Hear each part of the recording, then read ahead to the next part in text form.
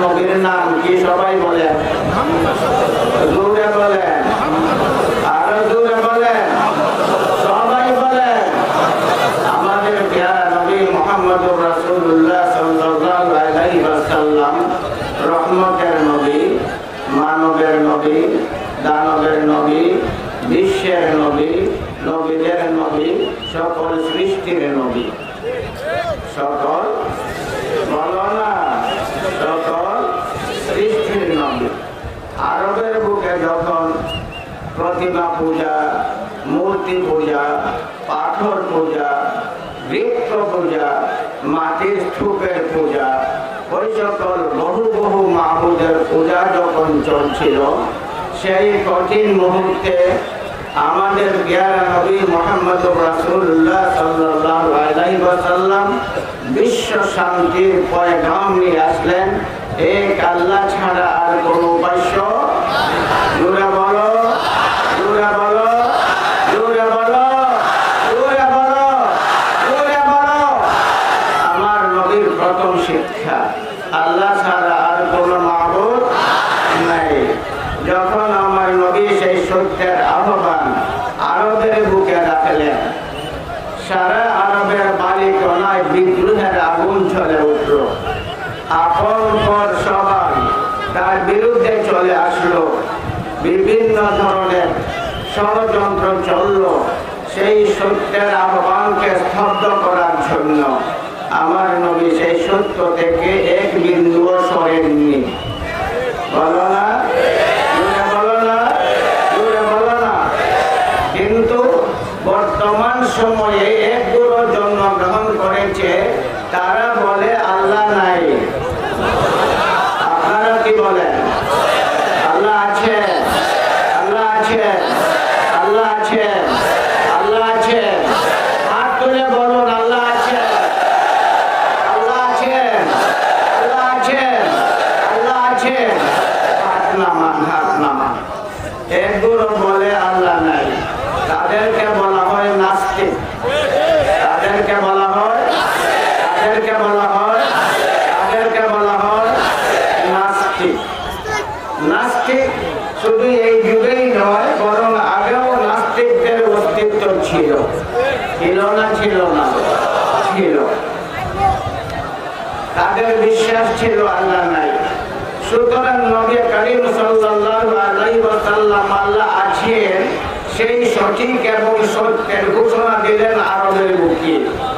আজ পর্যন্ত যারা বিশ্বাস করে আল্লাহ নাই, ওই নাস্তিকদের হাতে আমরা কোরআন দিতে পারি না। নাস্তিকরা নাপাক, নাস্তিকরা বলো না। যেমন ভাবে মা ফাতেমা ওমর ফারুক রাদিয়াল্লাহু তাআলা আনহুকে বলেছিলেন, ওমর বলেছিলেন, ফাতেমা তুমি কি করছিলে? আমার কাছে ধাও। দুর্বলা, রক্তে রঞ্জিতা, কত বিক্ষত একটা দুর্বলা মহিলা ওমরের চোখে চোখ মিলাইয়া বলেছিল, ওমর তুমি না পাক, আল্লাহর কালাম পাক। আল্লাহর কালাম, আল্লাহর কালাম, আল্লাহর কালাম পাক। যারা আল্লাহকে মানে না তারা না পাক। সেই না পাকের হাতে পাক কালাম দেওয়া যায় না। সুতরাং পবিত্র কোরআন নিয়ে খেলা করার কোনো অধিকার নাস্তিকদের নাই। নাস্তিকদের কোরআন নিয়ে কথা বলার কোনো সুযোগ বলো না। সেই নাস্তিকদের মোকাবেলায় রক্তের সিঁড়ি বেয়ে হেফাজতে ইসলাম জন্মগ্রহণ করেছে। হেফাজতে ইসলাম কোন সুন্দর বাগান থেকে বাহির হয়ে আসেনি, বরং নাস্তিক্যবাদের সালাম রুখে দেওয়ার জন্য এই বাংলাদেশে যারা বিরাট প্রাচীর নির্মাণ করেছিল তাদের নাম হচ্ছে হেফাজতে ইসলাম। হেফাজতে ইসলাম কোন নির্দিষ্ট দলের নাম নয়, নির্দিষ্ট কোন গ্রুপের নাম নয়। সকল মুসলমানের সমন্বয়ে, আল্লাহ বিশ্বাসীদের সমন্বয়ে, যারা আল্লাহর অস্তিত্ব বিশ্বাস করে সবাই হেফাজতে ইসলামের সদস্য। ঠিক না, ঠিক না, ঠিক না। মনে করা হচ্ছে আহমদ শফি নাই, আহমদ শফি নাই। আওরঙ্গজেব আলমগীর যখন একটা যুদ্ধে গেলেন, নামাজের ইমাম বানাইলেন, এক একজন ইমাম বানান, মুসল্লায় যায়, দুশ্মনরা তার বুক লক্ষ্য করে গুলি ছুড়ে শহীদ হয়ে গেলেন। আরেকজন ইমাম করলেন, তিনিও শহীদ হয়ে গেলেন। আরেকজন ইমাম করলেন, তিনিও শহীদ হয়ে গেলেন। আওরঙ্গজেব আলমগীর ঘোষণা দিলেন, আমি ইমাম হয়ে নামাজ পড়াবো। শত্রুদের মধ্যে আনন্দের ঝড় শুরু হয়ে গেল। আওরঙ্গজেব ইমাম হয়ে নামাজ পড়াবে, তার চতুর্দিক থেকে আমরা গুলি ছুড়বো। আওরঙ্গজেব থাকবে না, ভারতবর্ষে মুসলমানদের অস্তিত্ব আর থাকবে না। আওরঙ্গজেব ঘোষণা দিল, আমি নামাজ পড়াবো। তার সেনা বাহিনীরা তারা প্রতিবাদ করতে শুরু করলো সমস্যরে, মাননীয় আলমগীর, আওরঙ্গজেব আপনাকে ইমাম হতে দিব না, আমরা একজন একজন হয়ে ইমাম হব, একজন একজন হয়ে শাহাদাতের সূরা পান করব, তবে আপনাকে ইমাম হতে দিব না। কারণ আপনার অস্তিত্ব ইসলামের অস্তিত্ব, আপনার অস্তিত্ব কোরআনের হেফাজতের অস্তিত্ব। আপনার অস্তিত্ব না থাকলে হয়তো ইসলামের ঝান্ডা ভারতবর্ষে নেমে যাবে। ওই সময় আলমগীর রহমতুল্লাহ আলাইহি বলেছিলেন, শুনো আমার সেনারা, শুনো, আমি যতক্ষণ বেঁচে থাকবো আমি একা আওরঙ্গজেব বেঁচে থাকবো। আমি যতদিন থাকবো আমি একাই আছি। আমি যদি মরে যাই, আমার ভাগ্যে যদি শাহাদাত জুটে, বিশ্বাস করো আমার শরীরের প্রত্যেকটা রক্ত থেকে এক একটা আলমগীর জন্মগ্রহণ করবে। ঠিক তেমনি ভাবে আহমদ শফি সাহেব রহমতুল্লাহ আলাইহি হঠাৎ করে এক গোপন জগৎ থেকে নাস্তিকদের মোকাবেলা করার জন্য বাহির হয়ে আসলেন। সারা দুনিয়ায় পরিচিত হয়ে গেলেন, সারা দুনিয়ার মুবারকবাদ লাভ করলেন, সারা দুনিয়ার প্রেম ভালোবাসা অর্জন করলেন। সেই আহমদ শফি নাই, এই জন্য কি হেফাজতে ইসলাম নাই? বলো না, বলো না। আপনার আছে না নাই? আপনার আছে না নাই? আমনুল হক সাহেব আছে না নাই? ইলাদ হাবিব আছে না নাই? লক্ষ লক্ষ মুসলমান আছে না নাই? লক্ষ লক্ষ মুসলমান তার বুকের তাজা রক্ত দিয়ে ইসলামের হেফাজত করবে। আজ সেই সমাবেশ, আজকের সেই বিশাল সমাবেশ তাই প্রমাণ করে ব্যক্তির উপর ইসলাম নির্ভরশীল নয়, ব্যক্তির উপর ইসলাম নির্ভরশীল নয়, ব্যক্তির উপর কোরআন নির্ভরশীল নয়। লক্ষ লক্ষ মুসলমানের অন্তরে কোরআন প্রেমের আগুন দাউ দাউ করে জ্বলছে।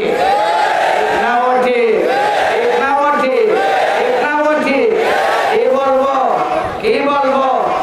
আবু উবাইদা ইবনুল জাররাহ, আবু উবাইদা ইবনুল জাররাহ প্রধান সেনাপতি হঠাৎ করে তার গোয়েন্দাদের মারফত জানলেন রোম সম্রাট এই দুনিয়ার সকল বাতিল শক্তিকে একত্রিত করে নির্বাচিত 60,000 সেনা সমাবেশ ঘটাইছে। 60,000 সেনা নির্বাচিত। আবু উবাইদার অধীনে ছিল সকল সেনা মিলে মাত্র 20,000। আবু উবাইদার চেহারা বিবর্ণ। আবু উবাইদা চিন্তা সাগরে নিমজ্জিত। নির্বাচিত এই দুনিয়ার দক্ষ 60,000 সেনা তারা একত্রিত করেছে, তার অধীনে আছে মাত্র 20,000। মোকাবেলা কি করে করবে? ওই চিন্তা সাগরে হাবুডুবু খায় আবু উবাইদা ইবনুল জাররাহ রাদিয়াল্লাহু তাআলা আনহু।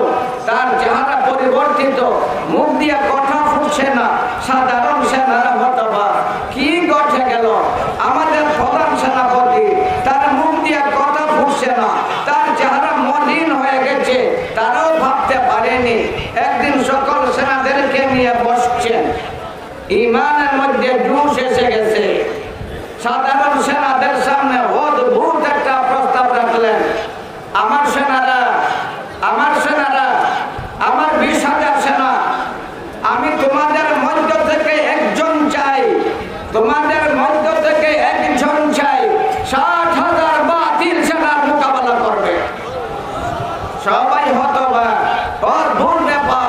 বাতিল সেনাদের সংখ্যা যা কিছু হোক না কেন, আমরা 20,000 তো আছি, আমরা 20,000-এর প্রাণ যাবে। আমাদের প্রধান চাই মাত্র একজন। 60,000 বাতিল সেনা মোকাবেলার জন্য ওইটা যুক্তিযুক্ত নয়, সম্ভব নয়। সবাই নীরব নির্বিকার বসে থাকলো। কেউ জবাব দিচ্ছিল না। আবার প্রস্তাব রাখলেন, আছো তোমাদের মধ্যে একজন, আমি একজন চাই 60,000 বাতিল সেনার মোকাবেলা করবে। আবার সবাই নীরব, নির্বিকার বসে আছে, কেউ জবাব দিচ্ছিল না। কে জবাব দিবে? একজন আবার 60,000-এর মোকাবেলা কেমন করে করবে? আবার বজ্রকণ্ঠে তার ঘোষণা, আমি একজন চাই 60,000 বাতিলের মোকাবেলা করবে। লাফ দিয়ে দাঁড়িয়ে গেলেন খালিদ ইবনে ওয়ালিদ সাইফুল্লাহ রাদিয়াল্লাহু তাআলা আনহু। আল্লাহর তরবারি যার উপাধি, তার উপাধি কি বলো না? আল্লাহর দরবারে দাঁড়িয়ে গেলেন, সবাই হতবাক। কি ঘটে গেল? আমাদের প্রধান সেনাপতির মস্তিষ্কে কি আসলো? খালিদ ইবনে ওয়ালিদের মাথায় কি আসলো? 60,000 বাতিল দক্ষ সেনার মোকাবেলা একা করবে, প্রস্তুত হয়ে গেল।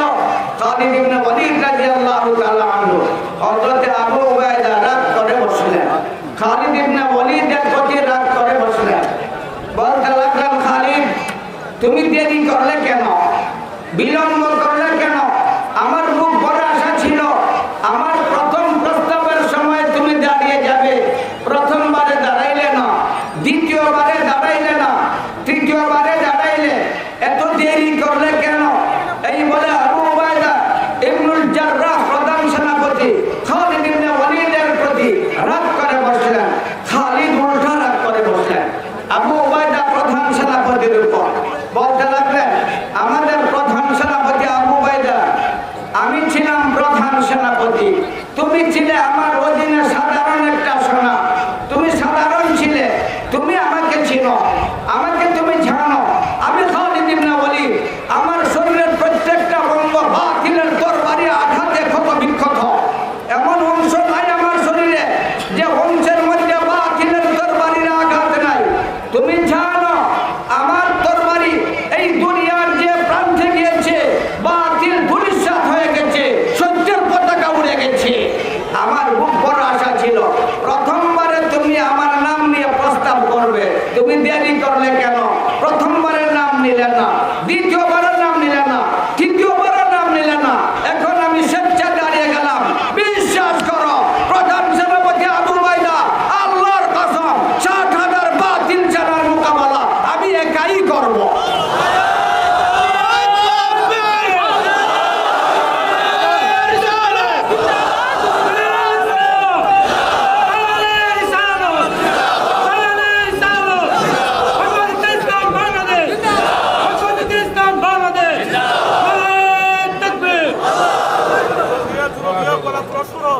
হযরতে আবু উবাইদা ইবনুল জাররাহ রাদিয়াল্লাহু তাআলা আনহু খালিদ ইবনে ওয়ালিদকে বলতে লাগলেন, খালিদ তোমাকে আমি একা যেতে দিব না, আমি নির্বাচন করে দিচ্ছি তোমার জন্য 59 জন সেনা।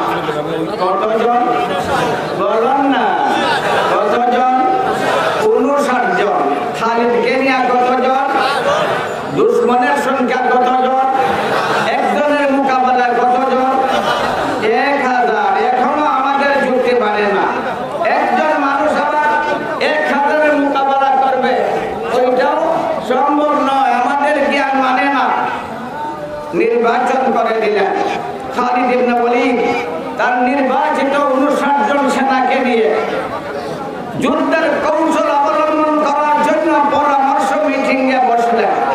বসার পরে তাদেরকে লক্ষ্য করে বলতে লাগলেন, নির্বাচিত 59 জন সেনা, প্রধান সেনাপতি তোমাদেরকে নির্বাচন করে দিয়েছে, এই জন্য আমি সাথে নিতে বাধ্য। তবে আমার শর্ত আছে 3টা। শর্ত আছে কয়টা? বলো না, জোরে বলো না, আরো জোরে বলো না। শর্ত আছে 3টা। আমার শর্ত যারা মানবে তাদেরকে সাথে নিব, যারা শর্ত মানবে না তাদেরকে সাথে নিব না। আরে চিৎকার করছো কেন? বসো না, বসো না, সেই যে উঠতে চিল্লাছিল, বস, বসো, সব বসো। আপনার বসেন, দেখার দরকার নাই, আমি দেখতেছি সব। বলতে লাগলেন, শর্ত কয়টা? বলো না। 3টা শর্ত। শুনাইব? শুনবেন আপনারা না? চিল্লাই সিলেবার লাগে আইছে এখানে সিলাইবার সময় আইতাছে কোন সিলাইবার এখন ওই সময় সিলাইনি আসে কিনা ওই সময় সিলাইবা এখন নীরব থাকেন প্রথম নম্বর শর্ত সবাই উযু করবে কি করবে বলো না জোরে বলো না আপনারা সবাই উযু করেন তো সবাই উযু করেন তো কোনো নাস্তিক নাই তো এখানে কেউ বলো না মুসলমান উযু করে না করে না উযু করে না করে না প্রথম শর্ত উযু করবেন সবাই হতবা আরে যুদ্ধে যাব তরবারির ঝঞ্ঝনানি রক্তের ছোড়াছড়ি ওইখানে আবার উযুর প্রয়োজন কোথায় লাশের স্তূপ পড়ে যাবে উযু করব কেন কিন্তু তার মধ্যে একটা তথ্য ছিল যারা উযু করে তাদের শরীর থেকে গোসলের পানির মতো গুনাহ ঝরে উযু করবে গুনাহ ঝরবে উযু করবে গুনাহ ঝরবে যখন গুনাহ ঝরে যাবে তার অন্তরে আল্লাহ ছাড়ার কারো ভয় থাকবে না বলো না জোরে বলো না জোরে বলো না জোরে বলো না বুলেটকে ভয় করে না বন্দুককে ভয় করে না বন্দুককে ভয় করে না রাইফেল ভয় করে না ইমানের শক্তি নিয়ে আগে বাড়ে তার অন্তরে কোনো ভয় নাই তার অন্তরে আল্লাহর ভয় কার ভয় কার ভয় কার ভয় কার ভয় আল্লাহর ভয় এই জন্য শর্ত আরোপ করলেন সবাই উযু করবে সবাই রাজি হয়ে গেল তবে আওয়াজ দিল না আওয়াজ ছাড়া নীরবতার মাধ্যমে সমর্থন দিল ওইটা তাদের পরিষ্কারভাবে ওই সময় বুঝে আসছে না কারণ যুদ্ধের একটা ভাব তাদের মধ্যে ছিল বিদ্যমান 2 নম্বর শর্ত আমার নির্বাচিত 59 জন সেনা আমার ঘোড়া বাতাসের বেগে ছাড়বো আগে আগে ছাড়বো আমার ঘোড়া আগে ছাড়বো বলো না আমার ঘোড়া বাতাসের বেগে তোমরা তোমাদের ঘোড়া আমার ঘোড়ার কদমে কদমে ছেড়ে দিবে সমস্যার নির্বাচিত 59 জন সেনা জবাব দিল এটা যুদ্ধের কৌশল প্রধান খালিদ ইবনে ওয়ালিদ বিশ্বাস করো আল্লাহর কসম তুমি যদি তোমার ঘোড়া ছেড়ে দাও তোমার ঘোড়ার কদমে কদমে আমাদের ঘোড়া বিদ্যুতের বেগে ছেড়ে দিব ওইটা তাদের বুঝে আইছে এই জন্য উচ্চস্বরে সমর্থন দিল 3 নম্বর শর্ত কয়টা রয়েছে বাকি একটা না দুইটা রয়েছে একটা 3 নম্বর শর্ত এক সময় আসবে যখন আমি বলবো আল্লাহু আকবার আমার কণ্ঠে কণ্ঠে মিলাইয়া সবাই বলবে আল্লাহু আকবার বলে বলেন সবাই বলেন আর জোরে বলেন আর জোরে বলেন আবার বলেন নাস্তিকের কলিজায় আগুন লাগাইয়া দেন আল্লাহু আকবার মুসলমানের হাতিয়ার আল্লাহু আকবার মুসলমানের হাতিয়ার ভারতে ইসলামের হাতিয়ার দিনদার মুসলমানের হাতিয়ার নামাজীদের হাতিয়ার কোরআনওয়ালাদের হাতিয়ার জোরে বলো আল্লাহু আকবার আবার বলো আল্লাহু আকবার আবার বলো আল্লাহু আকবার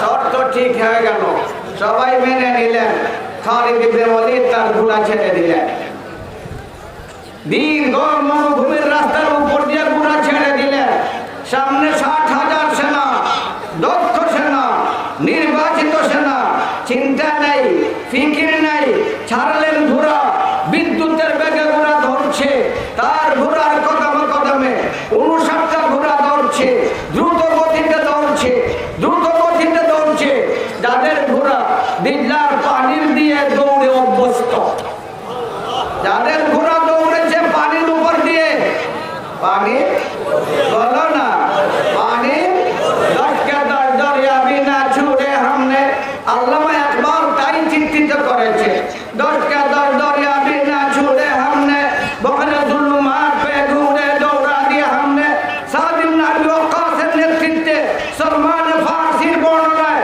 সাদ ইবনে আবি ওয়াক্কাসের নেতৃত্বে দিজলার পানির উপর দিয়ে সাদ ইবনে আবি ওয়াক্কাস তার ঘোড়া ছেড়ে দিলেন হাজার হাজার সেনা তার ঘোড়ার কদমে কদমে দিনদার পানির উপর দিয়ে ঘোড়া ছেড়ে দিল সবগুলো ঘোড়া শুকনায় যেমন ভাবে দৌড়তো পানির উপর যেমন ভাবে দৌড়তে লাগলো সেই ঘোড়া চলছে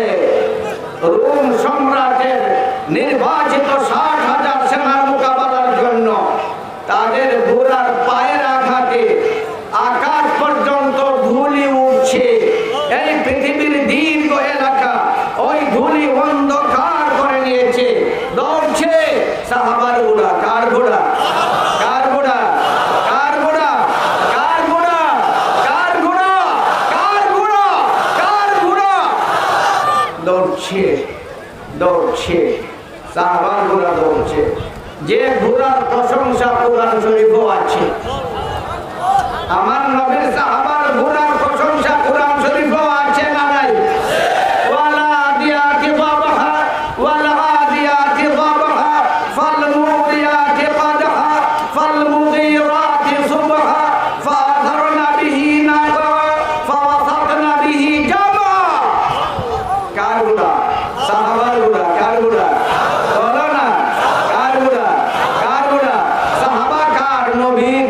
সাহাবা কার? সাহাবা কার? সাহাবা কার? সাহাবা কার? সাহাবা কার?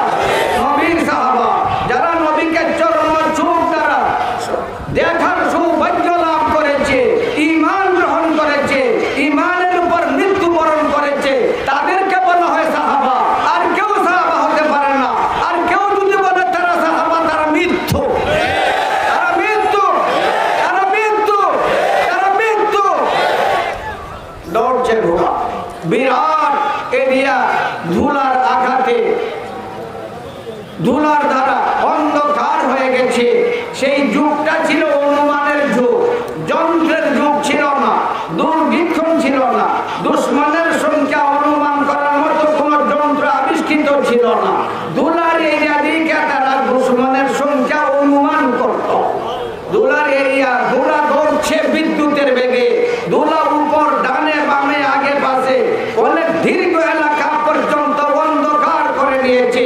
এই বিরাট এলাকা যখন দেখছে তারা ধুলায় অন্ধকার, তারা অনুমান করতে লাগলো, হায় রে, আমরা মাত্র 60,000 আর আমাদের মোকাবেলায় আসছে 60 লক্ষ।